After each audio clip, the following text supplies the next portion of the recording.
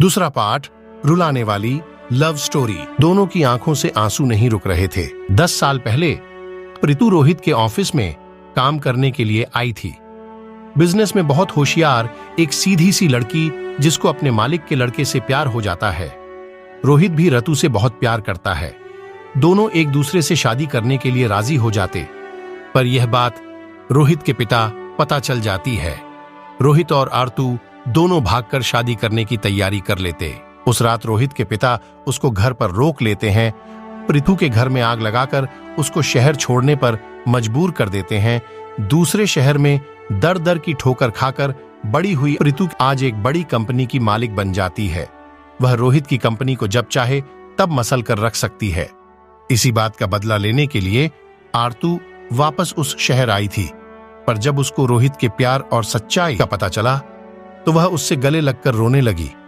रोहित रितु को लेकर गुस्से में अपने घर जाता है और चिल्लाकर अपने पिता को बुलाता है और कहता है, देखो तुमने क्या किया। रोहित के पिता की आंखों में भी आंसू आ जाते हैं। इतने दिन बाद रोहित ने उसने बात की, गुस्से में ही की। रोहित के पिता हाथ जोड़कर रोहित से माफी मांगी और कहा, मुझे तो पता था ये एक दिन जरूर होगा। मैंने बहुत बड़ी गलती की है। हो सके तो मुझे माफ कर देना बेटा, पर एक बार यह जरूर जान लो, मैंने ऐसा क्यों किया। मुझे नहीं सुनना, आपने मेरी जिंदगी बर्बाद कर दी। रोहित बोला। रितु कहती है, मैं एक बार जरूर सुनूंगी। आखिर मेरे घर जलाने की क्या वजह है। रोते हुए रोहित के पिता बोले, तुमको पता है तुम्हारी मां और मेरी लव मैरिज थी। हम दोनों भी एक दूसरे को बहुत प्यार करते थे। मेरे पिता ने तुम्हारी मां की और मेरी कुंडली एक बड़े पंडित को दिखलाइए और उन्होंने यह भविष्यवाणी की, अगर यह शादी होगी तो तुम्हारी मां की जान जल्दी चली जाएगी। पर हम दोनों इन सब में भरोसा नहीं था। पर तुम्हारी मां के जाने के बाद में यह नहीं चाहता था कि तुम दोनों के साथ भी ऐसा हो। जब मुझे पता चला तुम और रितु एक दूसरे को प्यार करते हो तो मैं तुम दोनों की कुंडली उसी पंडित को दिखाई और उसने तुम दोनों के बारे में वही बात कही। जिस दुख से मैं जी रहा हूं वही तुम लोगों को ना मिले, इसलिए मैंने यह सब किया।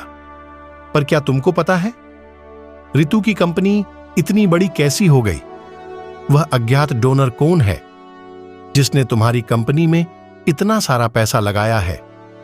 वह मैं हूं। क्या आप रितु के पैरों तले से जमीन निकल गई है। मैं अपनी गलती का भुगतान जैसे मैं कर सकता था मैंने किया। फिर भी मैं तुम दोनों से हाथ जोड़कर माफी मांगता हूं। तीनों एक दूसरे से लिपट कर रोने लगे। आज सबकी जिंदगी से सारे गुस्से और गलत फहमी का बोझ उतर गया।